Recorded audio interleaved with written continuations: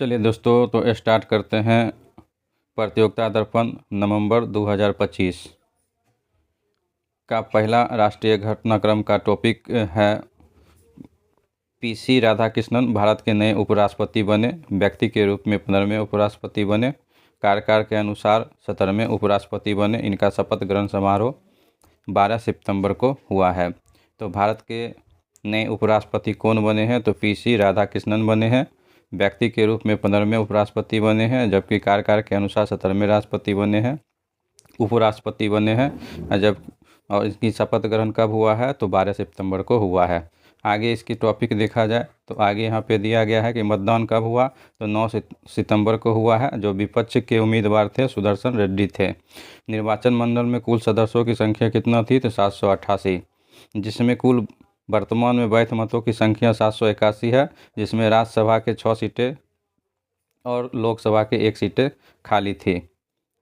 767 लोगों ने मतदान किया है, जिसमें 15 मत अवैध घोषित किया गया है। तो उपराष्ट्रपति के चुनाव में विजय उम्मीदवार कौन थे? तो पीसी राधाकृष्णन थे। और विपक्ष के नेता कौन थे? तो विपक्ष में सुदर्शन रेड्डी थे। कुल निर्वाचन मंडल में सदस्यों की संख्या 788 था। उसके बाद वर्तमान में वैध मतों की संख्या कितनी है? तो 781 है। कुल अवैध मतों की संख्या कितना डाला गया है? तो 15 डाला गया। तो इसको याद रखिएगा। उसके बाद आगे यहाँ पे देखते हैं कि उपराष्ट्रपति के निर्वाचन मंडल के अधिकारी कौन थे? तो पीसी मोदी थे। जो पीसी राधाकृष्णन 452 मत प्राप्त करके विजय प्राप्त की है।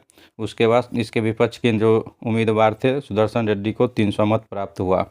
बीजू जनता दल और भारत राष्ट्र समिति अकाली दल ये तटस्थ रहे हैं, मतलब ये निर्वाचन मंडल में भाग नहीं लिए हैं।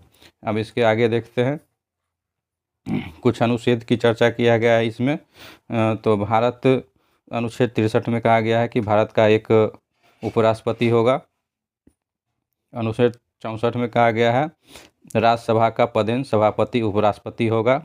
65 में कहा गया है कि उपराष्ट्रपति के कार्य वेतन राष्ट्रपति के अनुरूप मिलेगा। उसके बाद 66 में कहा गया है कि इनका एक निर्वाचन मंडल होगा, अनुच्छेद 66 में। उसके बाद अनुच्छेद 67 में कहा गया है, अनुच्छेद 67 में जो है उपराष्ट्रपति के त्यागपत्र की चर्चा किया गया है। अनुच्छेद 69 में उपराष्ट्रपति के शपथ की चर्चा किया गया है। उसके आगे की पॉइंट देखते हैं। आगे की पॉइंट यहाँ पे दिया गया है। तो इसमें कहा गया है क्या? तीनों सेनाओं का संयुक्त कमांडर सम्मेलन कहाँ पे किया गया है? तो कोलकाता के विजय दुर्ग फोर्ट विलियम में 15 से 17 सितंबर को आयोजित किया गया। ये 16वां द्विवार्षिक सम्मेलन था, जिसका थीम क्या था? Year of reform transformation for the future. और पिछला आयोजन भोपाल में 2023 का था। तो याद रखिएगा कि तीनों सेनाओं का संयुक्त कमांडर का सम्मेलन कहाँ पे किया गया? कोलकाता के विजय दुर्ग में। ये 16वां द्विवार्षिक सम्मेलन था, जिसकी थीम था year of reform transformation for the future.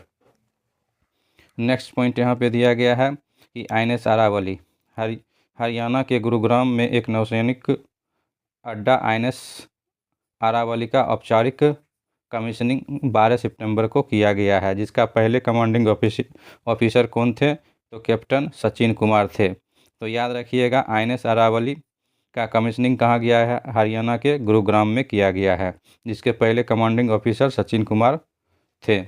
उसके बाद देखिए यहाँ पे दिया है, इसकी रैंकिंग की चर्चा किया जाए। अखिल भारतीय रैंकिंग 2025 NIRF 4 सितंबर 2025 को जारी किया गया। 2016 के अनुसार जारी किया गया, जिसमें कुल 17 विभिन्न श्रेणियों में जारी किया गया। ओवरऑल लिस्ट की श्रेणी में अगर देखा जाए तो ओवरऑल लिस्ट की श्रेणी में जो है यहाँ पे जो दिया गया है, इसमें IIT मद्रास लगातार 7वीं बार 1 नंबर पर बना हुआ है, जबकि IISc बेंगलोर दूसरा नंबर पर। और यहाँ पे जो दिया गया थोड़ा कुछ मिस्टेक है प्रिंटिंग में। AIIMS दिल्ली 8 नंबर पे है, जबकि JNU नई दिल्ली 9 नंबर पे है, जबकि BHU बनारस यूनिवर्सिटी जो है वो 10 नंबर पे है। इनको ध्यान रखिएगा, ये थोड़ा गलती मिस्टेक हो गया है। उसके बाद देखिए विश्वविद्यालय की श्रेणी में जो दिया गया है कि विश्वविद्यालय की श्रेणी में IISc बेंगलोर 1 नंबर पे है, जबकि JNU दूसरे नंबर पे है, और जबकि मणिपाल उच्च शिक्षण संस्थान एकेडमी मणिपाल ये तीसरे नंबर पे है। उसके बाद आगे यहाँ पे टॉपिक दिया गया है विश्व के शीर्ष 100 प्रबंधन संस्थानों में भारत के 3 संस्थान शामिल है। विश्व के 359 संस्थान को शामिल किया गया है, जिसमें तो यहाँ पे देखिए विश्व के शीर्ष 100 प्रबंधन संस्थानों में भारत के 3 संस्थान को शामिल किया गया है। तो भारत के 3 संस्थान को कौन कौन को शामिल किया गया है, तो यहाँ पे देखिए भारत के शीर्ष में बताया गया, लेकिन भारत में कुल 14 संस्थानों को शामिल किया गया, लेकिन शीर्ष में 3 संस्थान है। IIM बंगलुरु 52 नंबर पर है, जबकि IIM अहमदाबाद 58 नंबर पर है, जबकि IIM कोलकाता तीसरे नंबर पे है। तो यहाँ पे दिया गया 64 नंबर पे है। तो यहाँ पे IIM बंगलुरु 52 नंबर पे है, IIM अहमदाबाद 58 नंबर पे, IIM कोलकाता 64 नंबर में है। अब यहाँ पे देखिए विश्व में अगर देखा जाए सर्वश्रेष्ठ, the Watson school of the university of Pennsylvania विश्व में 1 नंबर पे है। हार्वर्ड बिजनेस स्कूल अमेरिका का दूसरे नंबर है, जबकि MIT मैसाचुसेट्स अमेरिका का तीसरे नंबर पे है। तो उसके बाद आप देखिए अगला पॉइंट जो दिया गया है, आगे का यहाँ पे जो पॉइंट दिया गया है महत्वपूर्ण घटना में, तो भारतीय वायुसेना जो 97 तेजस हल्के विमान MK-1A की आपूर्ति के लिए रक्षा मंत्रालय ने 62,370 करोड़ के समझौते पे हस्ताक्षर किए हैं। उसके बाद देखिए बहुत इम्पोर्टेंट टॉपिक यहाँ पे दिया गया है समुद्र परिदक्षिणा अभियान। समुद्र परिदक्षिणा अभियान तीनों सेनाओं की 10 महिला अधिकारी को शामिल किया गया है समुद्र परिदक्षिणा अभियान में। यह जो है कि 11 सितंबर को गेटवे ऑफ इंडिया से मुंबई से अपना यात्रा प्रारंभ करेगी। ये पोत का नाम है INS तारनी या त्रिवेणी भी कहा जाता है। तो इसको याद रखिएगा कि समुद्री परिदक्षिणा अभियान में कितने महिलाओं को शामिल किया गया है, तो तीनों सेनाओं मिला के जो है 10 महिलाओं को शामिल किया गया। कहाँ से अपना यात्रा प्रारंभ किया गया है, तो गेटवे ऑफ इंडिया मुंबई से प्रारंभ किया है। INS पोत का नाम क्या है, तो INS तारनी या त्रिवेणी इसको कहते हैं। उसके बाद आगे देखिए यहाँ पे विश्व के 4, तो ये जो है ना समुद्र परिदक्षिणा अभियान में जो ये पोत जो है INS तारनी, ये प्रमुख 4 बंदरगाहों की यात्रा करेगा। तो कौन कौन बंदरगाह की यात्रा करेगा, तो ऑस्ट्रेलिया का फ्रीमेंटल बंदरगाह को, न्यूजीलैंड के लिटेंटल बंदरगाह का, उसके बाद जो है कनाडा का पोर्ट स्टैनली बंदरगाह का, और उसके बाद दक्षिण अफ्रीका के कैप्टन बंदरगाह की यात्रा करेगी। यह कुल मिला के दूरी जो तय करेगी 26,000 समुद्री मील दूरी तय करेगी। तो ये कौन सा मिशन है, तो समुद्री परिदक्षिणा अभियान है, जिसमें जो है INS त्रिवेणी यात्रा करेगी। कुल यात्रा कितना करेगी, तो इम्पॉर्टेंट यह है, तो 26,000 समुद्री मील दूरी तय करेगी। और यह यात्रा कितने दिनों की रहेगी, तो 9 माह की यह यात्रा रहेगी। उसके बाद देखिए यहाँ पे दिया गया है ज्ञान, ये भी बहुत इम्पॉर्टेंट है एग्ज़ाम की दृष्टि से। तो यहाँ पे दिया गया है कि ज्ञान भारतम मिशन, तो ज्ञान भारतम मिशन का उद्देश्य क्या है कि प्राचीन पांडुलिपियों का संरक्षण करेगा। जो 25 और 26 के बजट में इसकी घोषणा की गई है। ज्ञान भारतम पर एक अंतर्राष्ट्रीय सम्मेलन का आयोजन संस्कृति मंत्रालय के द्वारा 11 से 13 सितंबर को विज्ञान भवन नई दिल्ली में किया गया है। तो ज्ञान भारतम मिशन बहुत इम्पोर्टेंट है, ध्यान धरिएगा। तो ज्ञान भारतम मिशन का उद्देश्य क्या है, तो प्राचीन पांडुलिपियों का संरक्षण करेगा। और ये जो है ज्ञान भारतम मिशन पर एक अंतर्राष्ट्रीय सम्मेलन का आयोजन कहाँ पे किया गया है, तो विज्ञान भवन नई दिल्ली में किया गया है। उसके बाद आगे देखिए, आगे जो यहाँ पे दिया गया है, आगे जो दिया गया है कि MiG-21 इसे वायुसेना में 1963 में शामिल किया गया है, और 17 सितंबर 2025 को इसको सेवानिवृत्त किया गया है। मतलब इसको वायुसेना से हटा दिया गया है। यह पहला सुपरसोनिक लड़ाकू विमान था। यह चंडीगढ़ में विदाई समारोह में आयोजन किया गया है।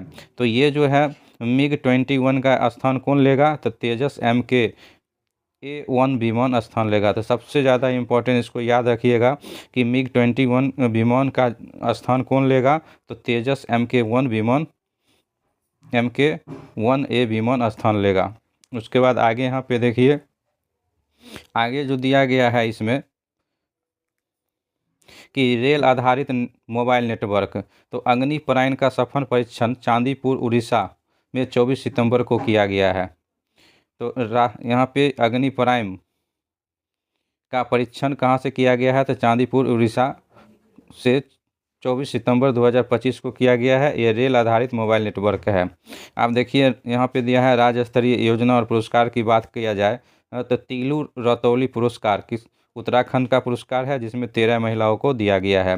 तो तीलू रतौली पुरस्कार कहाँ का है, तो उत्तराखंड का है। कितने महिलाओं को दिया गया है, तो 10 महिलाओं को दिया गया है। उसके बाद देखिए आगे यहाँ पे दिया गया है कि दीनदयाल लाडो लक्ष्मी योजना हरियाणा सरकार द्वारा चालू किया गया है, जिसमें प्रति वर्ष 2100 रुपये की सहायता राशि उन परिवारों को दिया जाएगा जिसकी वार्षिक आय 1 लाख रुपये तक का है। तो इस याद रखिएगा कि लाडो लक्ष्मी योजना कहाँ का है, तो हरियाणा का।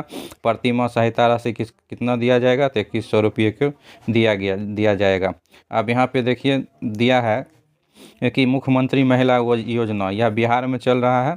चुनाव के समय यह घोषणा किया गया 29 अगस्त को, लेकिन इसको प्रधानमंत्री मोदी जी के द्वारा 26 सितंबर 2025 को घोषणा किया गया है, लागू कर दिया गया है। जिसका उद्देश्य क्या है कि स्वयं सहायता समूह से जुड़ी महिलाओं को रोजगार प्रारंभ करने के लिए पहली किस्त के रूप में 10,000 की सहायता राशि दी जाएगी और 6 महीने बाद उसका मूल्यांकन करके 2 लाख रुपये की अतिरिक्त सहायता राशि फिर दी जाएगी। तो याद रखिएगा कि मुख्यमंत्री महिला रोजगार योजना कहाँ का है, तो बिहार में है। और इसमें प्रथम किसको जोड़ा गया है, तो स्वयं सहायता समूह से जुड़ी महिलाओं को रोजगार करने के लिए पहली किस्त 10,000 रुपया दिया गया है। बाद में इसको फिर मूल्यांकन करके 2 लाख रुपया दिया जाएगा। उसके बाद यहाँ पे कुछ नियुक्ति दिया गया है। या तो पटना के नए मुख्य न्यायाधीश पवन कुमार भीमरप्पा बाजंत्री बने हैं। उसके बाद अंतर्राष्ट्रीय में आते हैं। तो अंतर्राष्ट्रीय में यहाँ पे क्या आ गया है, नेपाल में जेन-जेड आंदोलन।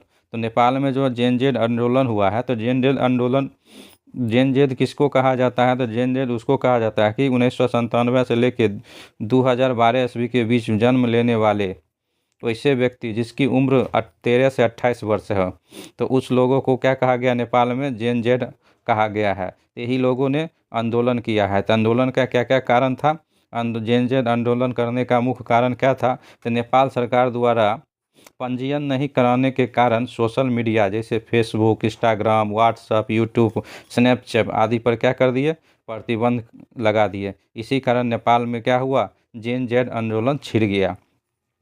तो प्रतिबंध कब लगाया गया, तो 4 सितंबर को 26 साइटों पर प्रतिबंध लगा दिया गया है, जिसका विरोध जो है 8 से 9 सितंबर को हुआ है। उसके बाद जो है वहाँ के प्रधानमंत्री KP शर्मा ओली ने 9 सितंबर को त्यागपत्र दे दिया। उसके बाद जो है त्यागपत्र देने के बाद वहाँ पे जो है अंतरिम प्रधानमंत्री सुशीला कार्की को बनाया गया, जो नेपाल के प्रथम महिला मुख्य न्यायाधीश थे। तो याद रखिएगा कि जेन-जेड आंदोलन के दौरान कि अंतरिम प्रधानमंत्री नेपाल को किसको बनाया गया है, तो सुशीला कार्की को। सुशीला कार्की क्या है, तो नेपाल की प्रथम महिला मुख्य न्यायाधीश थे। तो नेपाल में जो है ना राष्ट्रपति भवन को शीतल भवन कहा जाता है, और वहाँ पे जो है ना कि बहुत सारे युवक लोग को मारा गया था इस आंदोलन में। इसके कारण 17 सितंबर को राष्ट्रीय शोक दिवस मनाया गया है। अब महत्वपूर्ण नोट्स की अगर चर्चा किया जाए तो इसमें जो है मॉरिशस के प्रधानमंत्री नवीन चंद्र राम गुलाम की भारत यात्रा। भारत ने $680 मिलियन का पैकेज दिया है और 440 मिलियन का लाइन ऑफ क्रेडिट भी दिया है। भारत द्वारा फिलिस्तीन मामले में, अब यहाँ पे देखिए दिया गया है कि भारत द्वारा फिलिस्तीन मामले में द्विराज्य समाधान का समर्थन किया गया है। तो भारत द्वारा जो नया टॉपिक है, भारत द्वारा फिलिस्तीन मामले में द्विराज्य समाधान का समर्थन किया है, 2 स्टेट सॉल्यूशन का समर्थन किया है। UNGA में फ्रांस द्वारा प्रस्ताव पेश किया गया है। तो इसके लिए जो है कि किसके द्वारा प्रस्ताव पेश किया गया है, तो ये फ्रांस द्वारा प्रस्ताव पेश किया गया है, जिसमें क्या हुआ 142 लोगों ने समर्थन किया और 10 लोगों ने समर्थन नहीं किया, जिसमें 12 देशों ने अनुपस्थित रहा है। उसके बाद आगे देखिए यहाँ पे दिया है अंतरिक्ष विज्ञान। अंतरिक्ष एवं विज्ञान में परसिवेरेंस रोवर नासा द्वारा मंगल ग्रह पर जीवन की खोज के लिए 2020 में प्रक्षेपित किया गया है। ये मंगल के जेजरो क्रेटर पर उतरा है, तो इसको याद रखिएगा। ये न्यूज़ में आया था कि परसिवेरेंस रोवर किसके द्वारा जो है लॉन्च किया गया है, तो नासा के द्वारा लॉन्च किया गया। इसका काम क्या है, तो मंगल ग्रह पर जीवन की खोज के लिए 2020 में प्रक्षेपित किया गया है। मंगल ग्रह के ये कहाँ पे उतरा है, तो जेजरे क्रेटर पर उतरा है।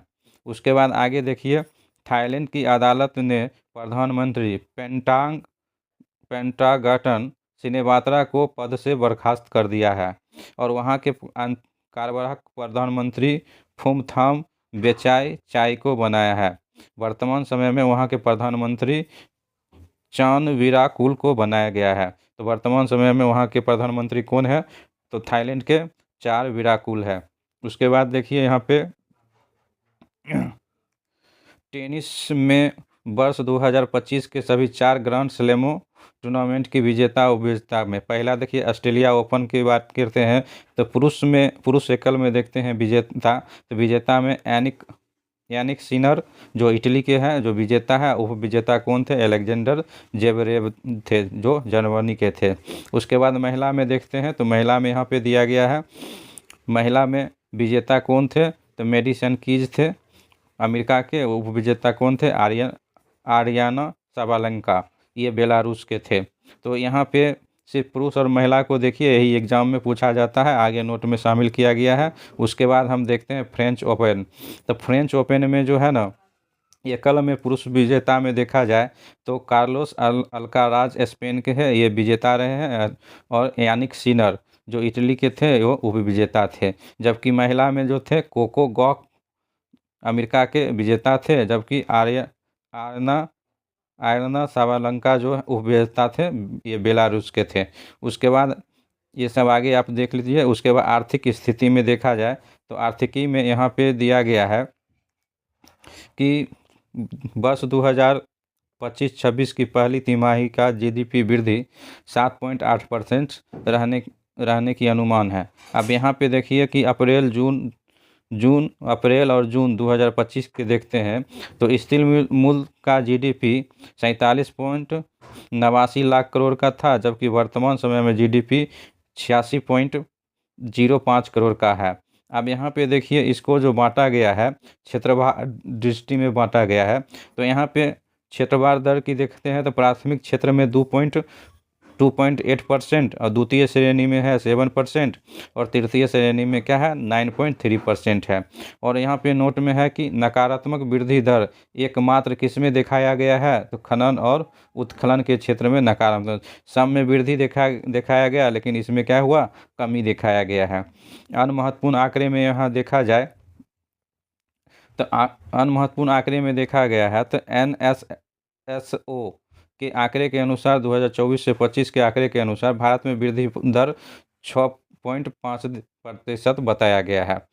तो इस किसके द्वारा जारी किया गया है, तो NSSO के द्वारा जारी किया गया, जिसमें भारत की वृद्धि दर 6.5% बताया गया है। उसके बाद देखिए मॉर्गन स्टैनली और फिंच रेटिंग के द्वारा, तो मॉर्गन स्टैनली के द्वारा बताया गया है कि भारत का विकास दर जो होगा 6.7%, जबकि फिंच रेटिंग के द्वारा जो है भारत का आर्थिक विकास दर 6.9% रहने का अनुमान बताया गया है। उसके बाद देखिए यहाँ पे एक दिया गया है, ये जो है ना विक्रम 3201 है, विक्रम 3201 है। तो यहाँ पे विक्रम 3201 की बात किया गया, यहाँ पे थोड़ा सा टाइपिंग मिस्टेक है। तो यह स्वदेशी निर्मित पहली चिप है। तो किसके द्वारा ये जो विकसित किया गया है, तो विक्रम साराभाई अंतरिक्ष केंद्र के द्वारा विकसित किया गया है। तो विक्रम 3201 ये स्वदेशी पहली चिप है, किसके द्वारा विकसित किया गया है, तो विक्रम साराभाई अंतरिक्ष केंद्र के द्वारा विकसित किया गया है। उसके बाद देखते हैं यहाँ पे इम्पोर्टेंट है सेमिकॉन इंडिया 2025 का आयोजन जो है दिल्ली के यशो भूमि में 2 से 4 सितंबर को किया गया, जिसकी थीम क्या था, building the next semiconductor power house. तो ये बहुत इंपॉर्टेंट है कि सेमिकॉन इंडिया 2025 का आयोजन कहाँ पे किया गया है, तो दिल्ली के यशो भूमि में किया गया है, जिसका थीम क्या था, building the next semiconductors power house. उसके बाद आगे देखिए, यहाँ पे दिया गया है कि वैराबी सेरंग रेल लाइन ये कहाँ पे है, तो मिजोरम में है, मिजोरम में है, जिसका उद्घाटन 13 सितंबर को किया गया है। इसकी लंबाई तो 51.38 किलोमीटर की लंबाई है। तो बैराबी सेरंग रेल लाइन कहाँ पे है, तो मिजोरम में है। ये देश के रेल नेटवर्क से जोड़ा जाएगा। उसके बाद यहाँ पे देखिए इम्पोर्टेंट और दिया गया है यहाँ पे कि प्रधानमंत्री स्वनिधि योजना की शुरुआत 1 जून 2020 को किया गया। इसका उद्देश्य क्या है कि छोटे और रेहड़ी पटरी वाले कारोबारों को 10,000 तक का ऋण दिया जाएगा। जिसका अपडेट किया गया है कि इसकी सीमा पहले 31 दिसंबर 2024 तक थी, लेकिन बाद में इसको बढ़ाकर 31 मार्च 2030 तक कर दिया गया है। तो ये कौन है, प्रधानमंत्री स्वनिधि योजना। तो प्रधानमंत्री स्वनिधि योजना का शुरुआत 1 जून 2020 को किया गया है। तो प्रधानमंत्री स्वनिधि योजना के अंतर्गत जो पहली किस्त पहले दिया जाता था 10,000, जिसे बढ़ाकर 15,000 कर दिया गया है। और दूसरी किस्त पहले 20,000 दिया जाता था, अब इसको 25,000 कर दिया था। तीसरी किस्त में कोई बढ़ोतरी नहीं किया जाएगा। तीसरी किस्त जो अब मिलेगा वो 50,000 रुपये के मिलेगा। उसके बाद यहाँ पे देखिए एक नया टॉपिक आ गया है। नया टॉपिक में है कि पीएम मित्र पार्क। तो पीएम मित्र पार्क बहुत ज़्यादा इम्पोर्टेंट है। तो पीएम मित्र पार्क जो है, पीएम मित्र पार्क कहाँ पे चालू किया गया है, तो मध्य प्रदेश के धार में देश के पहले पीएम मित्र पार्क का शिलान्यास किया गया है। तो ये पीएम मित्र पात्र जो है, prime minister mega integrated textile reason of the APL. तो इसका ये फुल फॉर्म हो गया पीएम मित्र पार्क का। तो इसे याद रखिएगा कि ये जो मध्य प्रदेश के धार में देश के पहले पीएम मित्र पार्क का शिलान्यास किया जाएगा। ऐसा जो है ना 7 पीएम मित्र पार्क का उद्घाटन किया जाएगा। तो ये मध्य प्रदेश के धार जिला में पहला पीएम मित्र पार्क खोला गया। ऐसा 7 पीएम मित्र पार्क खोला जाएगा, जिसमें तमिलनाडु के विरुधुनगर में खोला जाएगा। दूसरा है तेलंगाना के वारंगल में। तीसरा खोला जाएगा गुजरात के नवसारी में। चौथा कलंगुर्गी कर्नाटक में खोला जाएगा। और ये जो पहला जो खोला गया मध्य प्रदेश के धार में, उसके बाद जो है यहाँ पे जो है कि नखलऊ के उत्तर प्रदेश में और महाराष्ट्र के अमरावती में खोला जाएगा। तो 7 गो पीएम मित्र पार्क खोला जाएगा। उसके बाद जो है प्रमुख बात किया जाए तो यहाँ पे NSSTA national statistical system training academy कहाँ स्थित है, तो ग्रेटर नोएडा में स्थित है। तो इसको याद रखिएगा कि जो खोला गया है national static system training academy कहाँ खोला गया है, तो ग्रेटर नोएडा में खोला गया है। कुछ महत्वपूर्ण नियुक्तियाँ की अगर चर्चा किया जाए तो अमित खरे उपराष्ट्रपति के सचिव के रूप में नियुक्त किया गया है। तो उपराष्ट्रपति के सचिव किसे बनाया गया है, तो अमित खरे को बनाया गया। उसके बाद क्या है, अखिल भारतीय आयुर्वेद संस्थान दिल्ली के निदेशक किसे बनाया गया है, तो डॉक्टर प्रदीप कुमार प्रजापति को बनाया गया। उसके बाद जो है राष्ट्रीय स्टॉक एक्सचेंज के चेयरमैन किसे नियुक्त किया गया है, तो श्रीनिवास एजेती को नियुक्त किया गया है। उसके बाद आगे देखा जाए तो यहाँ पे दिया गया है क्या कि उर्जित पटेल IMF के कार्यकारी निदेशक के रूप में शामिल किया गया है। तो भारत सरकार द्वारा IMF इंटरनेशनल मॉनिटरिंग फंड के निदेशक मंडल में कार्यकारी अधिकारिक के रूप में नामित किया गया है। इनके बारे में अगर महत्वपूर्ण बिंदु देखते हैं तो इसको 3 वर्ष के लिए नियुक्त किया गया है। और भारत के तरफ से IMF के द्वारा 3 देशों का प्रतिनिधित्व किया जाता है, भूटान, बांग्लादेश और श्रीलंका का। तो ये बहुत ज़्यादा इम्पोर्टेंट क्वेश्चन रह जाता है कि भारत द्वारा IMF में कार्यकारी के रूप में जो नियुक्त किया गया उर्जित पटेल जो है कितने देशों को जो प्रतिनिधित्व करता है, तो बांग्लादेश, भूटान और श्रीलंका का प्रतिनिधित्व करता है। उसके बाद आगे देखिए, आगे यहाँ पे दिया गया है आरबीआई में अनुभव जो उर्जित पटेल थे, तो 13 से 16 में आरबीआई की एक डिप्टी गवर्नर रहे हैं, जबकि 16 से 18 में आरबीआई के गवर्नर भी रहे हैं। जबकि 500 रुपये और 1000 रुपये की नोट का विमुद्रीकरण जो 9 नवंबर को हुआ था, उसमें उस समय गवर्नर थे, तो इसको याद रखिएगा।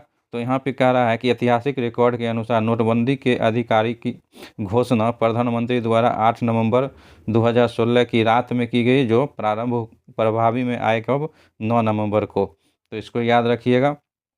उसके बाद यहाँ पे देखिए राष्ट्रीय शिक्षक पुरस्कार, ये बिहार के लिए ज़्यादा इम्पोर्टेंट है।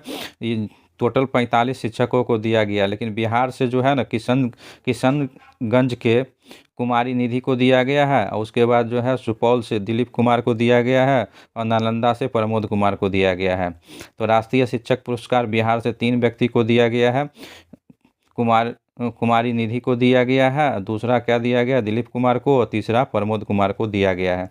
उसके बाद आगे बात करते हैं चर्चा, तो दादा साहेब फाल्के पुरस्कार की घोषणा इसकी शुरुआत 1969 में की गई है। सबसे पहले 1969 में दादा साहेब फाल्के पुरस्कार श्रीमती देविका रानी को दिया गया है, जबकि 2023 में 2025 का ये जो पुरस्कार मिला है 2023 का मिला है मोहनलाल विश्वनाथ नायर को मिला है। तो अभी जो मिला है 2023 का वो किसको मिला है, तो मोहनलाल विश्वनाथन नायर को मिला है। उसके बाद आगे यहाँ पे देखते हैं, तो आगे दिया है कि रेमन मैग्सेसे पुरस्कार, रेमन मैग्सेसे पुरस्कार जो दिया गया है, प्रथम स्थान पे एजुकेट गर्ल्स को भारत का है, दूसरा नंबर में विलानुएवा फ्लेकियानो एंटोनियो एल फिलीपींस के दिया गया है, और साहिना अली मालदीव को दिया गया है। तो इसमें सबसे ज़्यादा इम्पोर्टेंट है कि रेमन मैग्सेसे पुरस्कार में सबसे ज़्यादा एजुकेट गर्ल याद रखिएगा, ये भारत के है, ज़्यादा एग्जाम के दृष्टि से महत्वपूर्ण है।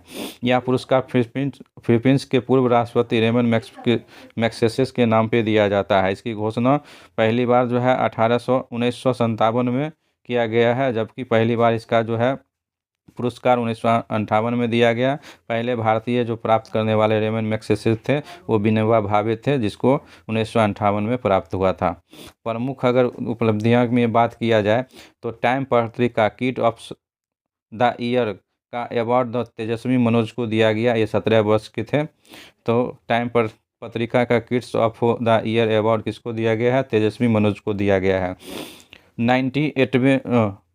98 पुरस्कार ऑस्कर पुरस्कार जो दिया गया भारत की आधिकारिक प्रविष्टि के लिए नीरज धेवन द्वारा निर्देशित फिल्म होम बॉन्ड को दिया गया है। तो ये बहुत ज़्यादा इम्पोर्टेंट है कि 98 नंबर का ऑस्कर पुरस्कार किसको दिया गया है, तो नीरज धेवन द्वारा निर्देशित फिल्म होम बॉन्ड को दिया गया। उसके बाद जो है मिस इंटरनेशनल इंडिया, इसका खिताब नागपुर की 25 वर्षीय रूस सिंधु को दिया गया है। किसको दिया गया है, तो रूस सिंधु को दिया गया। मिस इंटरनेशनल इंडिया का अवार्ड किसको दिया गया, रूस सिंधु को दिया गया। उसके बाद देखिए COP30 पर्यावरण सम्मेलन COP30, तो COP30 का आयोजन कहाँ पे किया गया, तो COP30 का आयोजन ब्राज़ील के बेलेम शहर में किया गया है, जिसका आयोजन 10 से 21 नवंबर को किया गया है। COP30 का आयोजन, पिछला COP30 का आयोजन 29वां 2024 में अजरबैजान बाकू में आयोजन किया गया था। उसके बाद आगे देखिए कि यहाँ पे चौथा तटरक्षक वैश्विक शिखर सम्मेलन का आयोजन जो हुआ इटली के रोम में संपन्न हुआ, 11 से 12 सितंबर को संपन्न हुआ। चौथा तटरक्षक वैश्विक शिखर सम्मेलन कहाँ सम्मेलन हुआ, इटली के रोम में, जिसकी अध्यक्षता कंट्री जो था इटली जापान था। जबकि इसका जो 5वां सम्मेलन का आयोजन जो होगा वो भारत में होगा, 2027 में चेन्नई में होगा। तो चौथा तटरक्षक वैश्विक शिखर सम्मेलन का आयोजन कहाँ पे हुआ, तो इटली के रोम में, जबकि 5वां कहाँ पे होगा, तो चेन्नई भारत में होगा। उसके बाद कुछ प्रमुख दिवस की बात किया जाए, तो कुछ प्रमुख दिवस की चर्चा करें तो राष्ट्रीय पोषण सप्ताह 1 से 7 सितंबर को मनाया जाता है। शिक्षक दिवस 5 सितंबर को। अंतर्राष्ट्रीय साक्षरता दिवस 8 सितंबर को मनाया जाता है। हिमालय दिवस 9 सितंबर को मनाया जाता है। उसके बाद यहाँ पे देखिए आत्महत्या रोकथाम के लिए वैश्विक दिवस 10 सितंबर को मनाया जाता है हिंदी दिवस, 14 सितंबर को मनाया जाता है, इम्पोर्टेंट है हिंदी दिवस। उसके बाद ओजोन परत दिवस जो है 16 सितंबर को मनाया जाता है, ये भी इम्पोर्टेंट है। विश्व शांति दिवस ये भी इम्पोर्टेंट है, 21 सितंबर को मनाया जाता है। विश्व गैंडा दिवस 22 सितंबर को मनाया जाता है। उसके बाद आगे यहाँ पे देखिए, आगे जो यहाँ पे दिया है कि आयुर्वेद दिवस 23 सितंबर को मनाया जाता है। विश्व पर्यटन दिवस 27 सितंबर को मनाया जाता है। कुछ पुस्तक की बात देखें तो इम्पोर्टेंट पुस्तक में दिया है ट्रूथ विदाउट एपोलॉजी, आचार्य प्रशांत की है पुस्तक है। उसके बाद देखिए सबसे इम्पोर्टेंट यहाँ पे 12 years my mist of love story, ये चेतन भगत की होगी। जितना भी नंबर वाला जो पुस्तक होगा वो सब चेतन भगत की होती है, जिसमें 12 ईयर लिया है। तो 12 year my mist of love story Chetan Bhagat की है। विकसित भारत इंडिया @2047, ये किसकी, ये आदित्य पित्ती की है पुस्तक है, ये भी इम्पोर्टेंट है, इसको याद रखिएगा। हैरी हैविट्स रॉबिन्सन सिंह का है। उसके बाद है अयोध्या एयरलाइंस अश्वनी सांघवी का, ये भी इम्पोर्टेंट है। अयोध्या एयरलाइंस अश्वनी सांघवी का है। उसके बाद यहाँ पे देखिए कुछ यहाँ पे अभ्यास की चर्चा है। तो सैन्य अभ्यास मैत्री 14, तो 14 सैन्य अभ्यास मैत्री 14 किस किस के बीच में होता है, तो भारत और थाईलैंड के बीच में होता है। 14वां संस्करण है, इसको शुरुआत किया गया 2006 में, जबकि अभी जो हुआ कहाँ संपन्न हुआ है, तो उमरोई मेघालय में संपन्न हुआ है। तो युद्ध अभ्यास मैत्री 14 किस किस के बीच में होता है, तो भारत और थाईलैंड के बीच में होता है। उसके बाद आगे यहाँ पे देखिए युद्ध अभ्यास 2025, युद्ध अभ्यास 2025 किस किस के देश के बीच होता है, तो भारत और अमेरिका के बीच में। ये 20वां संस्करण है, 2004 में प्रारंभ किया गया था। उसके बाद देखिए कहाँ पे यह संपन्न हुआ है, युद्ध अभ्यास भारत अमेरिका के बीच में होता है, तो अलास्का अमेरिका में संपन्न हुआ है। उसके बाद आगे यहाँ पे देखिए, आगे जो दिया गया है इसमें पैसिफिक रिच एक बहुराष्ट्रीय नौसैनिक अभ्यास है, बहुराष्ट्रीय नौसैनिक अभ्यास है, पैसिफिक रिच है, जो चांगी नेवल बेस सिंगापुर में संपन्न हुआ 15 से 22 सितंबर को। और इसमें जो है भारत का INS निस्तार शामिल हुआ था। उसके बाद आगे यहाँ पे देखा जाए तो सैन्य अभ्यास अमोघ फ्यूरी, ये भारतीय सेना द्वारा आयोजित किया जाता है। ये थार मरुस्थल राजस्थान में संपन्न हुआ है। तो ये ज़्यादा इम्पोर्टेंट है कि सैन्य अभ्यास अमोघ फ्यूरी किसका है, तो भारतीय सेनाओं के द्वारा आयोजित किया जाता है। कहाँ पे संपन्न हुआ, तो थार मरुस्थल राजस्थान में संपन्न हुआ। उसके बाद यहाँ पे देखिए, ये जो यहाँ पे दिया है कि IIM अहमदाबाद को देश के बाहर पहला कैंप दुबई में स्थापित किया है। इम्पोर्टेंट है, इसको ध्यान में रखिएगा कि IIM अहमदाबाद का देश के बाहर पहला कैंप दुबई में स्थापित किया है। IIT दिल्ली का पहला बाहर दूसरे कंट्री में अबू धाबी में स्थापित किया गया, जबकि IIT मद्रास का पहला कैंप तंजानिया में स्थापित किया गया है। उसके बाद देखिए भूपेंद्र हजारिका की जन्म शताब्दी पर 100 रुपये का स्मारक सिक्का जारी किया गया है। उसके बाद देखिए यहाँ पे दिया गया है वर्ल्ड फूड इंडिया 2025 का आयोजन दिल्ली के प्रगति मैदान में 25 से 28 सितंबर को आयोजित किया गया है, जिसकी थीम क्या है, प्रोसेसिंग फॉर प्रोस्पेरिटी। तो वर्ल्ड फूड इंडिया 2025 का आयोजन कहाँ पे किया गया है, तो नई दिल्ली के प्रगति मैदान में, जिसकी थीम क्या थी, तो प्रोसेसिंग फॉर प्रोस्पेरिटी। उसके बाद आगे देखिए, जिसका पहला आयोजन 2017 में किया गया, पार्टनर कंट्री सऊदी अरब और न्यूजीलैंड थे। उसके बाद फोकस कंट्री जापान, UAE, रूस और वियतनाम है फोकस कंट्री। उसके बाद इम्पोर्टेंट देखिए यहाँ पे जो है सबसे ज़्यादा इम्पोर्टेंट एग्ज़ाम की दृष्टि से कि एशिया कप क्रिकेट का 17वां संस्करण था एशिया कप का, जिसका आयोजन संयुक्त अरब अमीरात में किया गया है। विजेता टीम भारत ने पाकिस्तान को 5 विकेट से हरा के जीता है। उसके बाद यहाँ पे देखिए कुछ यहाँ पे एशिया कप के इम्पोर्टेंट पॉइंट दिया गया है इसमें कि फाइनल मैच 28 सितंबर को खेला गया है। Player of the match Tilak Varma को चुना गया है, most valuable player Kuldeep Yadav को, जबकि player of the series Abhishek Sharma को मिला है। इसमें कुल 8 टीमें शामिल किया गया है। उसके बाद यहाँ पे देखते हैं थोड़ा सा, तो एशिया कप का आयोजन पहली बार कब किया गया, तो 1984 में किया गया है। भारत अब तक 9वीं बार विजेता बने एशिया कप का। एशिया एशिया क्रिकेट परिषद के अध्यक्ष मोहसिन नकवी पाकिस्तान के थे, जो ट्रॉफी लेके चले गए फाइनल मैच का। राष्ट्रीय भारोत्तोलन खेल की बात किया जाता है तो 25 से राष्ट्रमंडल भारोत्तोलन का आयोजन 25 से 30 अगस्त को अहमदाबाद में आयोजित किया गया था। ये भी याद रखिएगा कि राष्ट्रमंडल भारोत्तोलन, तो राष्ट्रमंडल भारोत्तोलन में जो है कि पुरुष महिला के विजेता दोनों में, राष्ट्रमंडल भारोत्तोलन में दोनों में पुरुष और महिला के विजेता भारत रहे हैं, जिसमें कुल पदक भारत ने 13 जीते हैं, जिसमें 4 स्वर्ण पदक, 6 रजत पदक और 3 कांस्य पदक जीते हैं। कुल 31 देशों ने शामिल हुए थे। उसके बाद आगे देखते हैं। आगे देखिए, विश्व एथलेटिक चैंपियनशिप में प्रथम स्थान अमेरिका का रहा, द्वितीय स्थान पे केन्या का रहा, तीसरे स्थान पे कनाडा का, भारत का 8वां नंबर पे रहा था। विश्व एथलेटिक्स चैंपियनशिप 2025 में भारत का स्पर्धा में स्थान कितना रहा है, तो 8 नंबर का। यह जो विश्व एथलेटिक चैंपियनशिप कहाँ आयोजन किया गया था, तो जापान के टोक्यो में संपन्न हुआ। विश्व एथलेटिक्स चैंपियनशिप जापान के टोक्यो में संपन्न हुआ था। उसके बाद विश्व एथलेटिक चैंपियनशिप 2023 हंगरी के बुडापेस्ट में हुआ था। 25 में तो टोक्यो जापान में संपन्न हुआ, लेकिन 27 में जो होगा अगला वो होगा बीजिंग चीन में आयोजन होगा।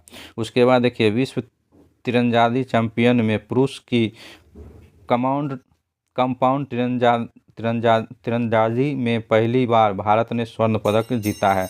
तो यहाँ पे याद रखिए क्या, विश्व तीरंदाजी चैंपियनशिप में पुरुष की कंपाउंड तीरंदाजी में भारत पहली बार ने स्वर्ण पदक जीता है, जिसका आयोजन दक्षिण कोरिया के गगनगुज में किया गया है। उसके बाद आगे यहाँ पे देखिए, जिसमें जो है कि पहला स्थान दक्षिण कोरिया का रहा, दूसरा मेक्सिको का, तीसरा स्पेन का और भारत का इसमें जो है कि चौथा स्थान रहा है, जिसमें 1 स्वर्ण पदक 1 रजत पदक जीते थे। उसके बाद यहाँ पे देखिए कि महिला ओडीआई में स्मृति वंदना दूसरे सबसे तेज शतक लगाने का रिकॉर्ड बनाया। ये 50 गेंदों पे ये शतक लगाए, ये ऑस्ट्रेलिया के विरुद्ध लगाए थे अरुण जेटली स्टेडियम नई दिल्ली में। उसके बाद आगे देखिए कि अगस्त 2025 का आईसीसी का सर्वश्रेष्ठ खिलाड़ी का पुरस्कार मोहम्मद सिराज को प्रदान किया गया है। तो वर्ष 2000, ये बहुत इंपॉर्टेंट है कि वर्ष 2025 का आईसीसी का सर्वश्रेष्ठ खिलाड़ी का पुरस्कार मोहम्मद सिराज को प्रदान किया गया है। उसके बाद देखिए आगे यहाँ पे दिया गया है कि भारत चौथी बार एशिया कप का विजेता बना है। तो ये भी इम्पोर्टेंट है कि इसलिए इम्पोर्टेंट है कि एशिया कप का आयोजन जो है ना भारत के राजगीर में संपन्न हुआ है। 20 अगस्त से लेके 7 सितंबर तक कुल टीम 8 शामिल किए गए हैं, जिसमें विजेता टीम कौन था, तो भारत, और उपविजेता दक्षिण कोरिया था। अब यहाँ पे याद रखिएगा कि भारत चौथी बार एशिया कप हॉकी विजेता बना है। इसका आयोजन राजगीर में हुआ था। विजेता टीम भारत बने थे, किसको हरा के, तो दक्षिण कोरिया को। उसके आगे बाद देखिए आगे और दिया है कि सर्वश्रेष्ठ खिलाड़ी अभिषेक नैन थे और सर्वश्रेष्ठ गोलकीपर किम जा हिन दक्षिण कोरिया के थे। उसके बाद आगे यहाँ पे दिया गया है कि उड़ीसा में पहली बार विदेशी स्टोमा फूल खिला है। तो स्टोमा फूल कहाँ खिला है, तो ओडिशा में। उसके ओडिशा के संबलपुर जिला में ये सनातन पाली में ये फूल खिला है। उसके बाद स्टोमा जो है जेंसियन परिवार के सदस्य हैं। उसके बाद आगे देखिए, आगे जो यहाँ पे दिया गया है कि एम्स दिल्ली भारत का पहला सरकारी मेडिकल कॉलेज बना है, जहाँ पे दा विंची रोबोटिक सिस्टम का प्रशिक्षण देगा। तो यहाँ पे देखिए एम्स दिल्ली जो है भारत का पहला मेडिकल कॉलेज बना है, दा विंची रोबोटिक्स सिस्टम पर प्रशिक्षण देगा। उसके बाद अंतर्राष्ट्रीय अंतरिक्ष सम्मेलन 8 से 9 सितंबर 2025 को किया गया, जिसकी थीम क्या थी कि वैश्विक प्रगति के लिए अंतरिक्ष का उपयोग। तो अंतर्राष्ट्रीय अंतरिक्ष सम्मेलन का थीम क्या था, तो वैश्विक प्रगति के लिए अंतरिक्ष का उपयोग। उसके बाद यहाँ पे देखिए 36 नंबर पॉइंट में है कि वैश्विक जल संसाधन रिपोर्ट। यह रिपोर्ट विश्व मौसम विज्ञान संगठन द्वारा जारी किया जाता है। तो वैश्विक जल संसाधन रिपोर्ट किसके अनुसार जारी किया जाता है, तो विश्व मौसम विज्ञान संगठन के द्वारा जारी किया जाता है। अरुणाचल प्रदेश में दुर्लभ पलाश बिल्ली को देखी गई है। यह IUCN स्थित सबसे कम चिंताजनक है, मतलब इसकी प्रजाति विलुप्त होते जा रही है। शीत क्षेत्र जंगली बिल्ली भी कहा जाता है, शीत क्षेत्रीय जंगली बिल्ली भी कहा जाता है। तो दुर्लभ बिल्ली पल्लास बिल्ली जो है कहाँ देखा गया है, तो अरुणाचल प्रदेश में देखा गया है। उसके बाद यहाँ पे दिया गया है यह ग्रीन क्रेडिट प्रोग्राम की घोषणा 2023 में, ये 2023 नहीं है बल्कि 2025 है, 2025 में दुबई में संपन्न हुआ है। तो ग्रीन क्रेडिट प्रोग्राम की घोषणा 2025 दुबई में संपन्न हुई है। इसके तहत पर्यावरण मंत्रालय कंपनियों, व्यक्तियों या समूहों में पर्यावरण संरक्षण गतिविधि जैसे वृक्षारोपण, जल संरक्षण, अपशिष्ट प्रबंधन के लिए स्वैच्छिक कार्रवाई की मांग करता है। तो इसमें यहाँ पे ध्यान दीजिएगा कि ग्रीन क्रेडिट प्रोग्राम एक जो है कि मतलब पर्यावरण मंत्रालय द्वारा जारी किया जाता है, जिसमें किस किस की मांग करता है, वृक्षारोपण, जल संरक्षण, अपशिष्ट प्रबंधन के स्वैच्छिक कार्रवाई की मांग करता है। उसके बाद आगे देखिए, आगे जो यहाँ पे दिया गया है कि नेशनल डेजिग्नेटेड अथॉरिटी, राष्ट्रीय नामित प्राधिकरण, केंद्रीय पर्यावरण वन जलवायु परिवर्तन द्वारा स्थापित किया गया है। तो राष्ट्रीय नामित प्राधिकरण किसके द्वारा स्थापित किया गया है, तो केंद्रीय पर्यावरण वन और जलवायु परिवर्तन मंत्रालय द्वारा स्थापित किया गया है। उसके बाद आगे यहाँ पे देखिए कि पेरिस जलवायु समझौते के अनुच्छेद 6 के तहत अनिवार्य रूप से किया गया है, जिसमें 21 सदस्य समिति शामिल किया गया है, जिसका अध्यक्ष पर्यावरण मंत्रालय के सचिव होते हैं। उसके बाद आगे यहाँ पे देखिए, आगे जो दिया गया है कि पहला गिद्ध संरक्षण पोर्टल लॉन्च किया गया है, कहाँ पे, असम में किया गया है।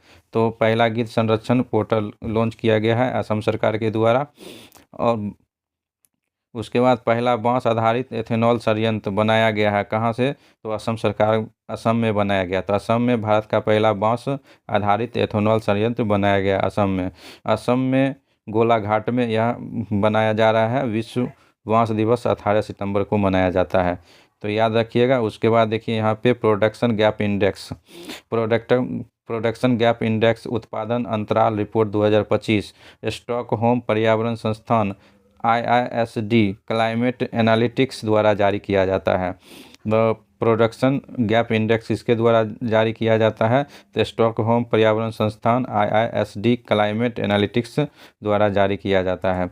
उसके बाद यहाँ पे दिया गया है कि 2030 तक नियोजित जीवाश्म उत्पादन 1.5 डिग्री सेल्सियस पर 120%, जबकि 2% सीमा से 77% अधिक हो जाएगा। उसके बाद जो दिया गया है कि पेरिस लक्ष्य प्राप्त करने के लिए कोयला ऊर्जा उत्पादन 2040 तक कम करना है। तो ये सब देखिए, ये भंडारण को बचाने के लिए किया जाता है। तो कोयले भंडारण को बचाने के लिए, पेरिस लक्ष्य प्राप्त करने के लिए कोयले से ऊर्जा उत्पादन को 2040 तक कम करना होगा। उसके बाद तेल और गैस को 2020 के स्तर की तुलना में 2050 में 75% कम किया जाएगा। तो तेल गैस से जो ऊर्जा प्राप्त होता है 2050 तक 75% कम कर दिया जाएगा। उसके बाद मणिपुर चिड़ियाघर एशिया विशालकाय कछुआ संरक्षण प्रजनन का पहला सफल आयोजन है। तो यहाँ पे देखिए क्या मणिपुर चिड़ियाघर ने एशिया विशालकाय कछुआ संरक्षण प्रजनन का पहला सफल आयोजन किया है। तो यहाँ से चलिए, यहाँ पे आप समाप्त होता है। Thank you.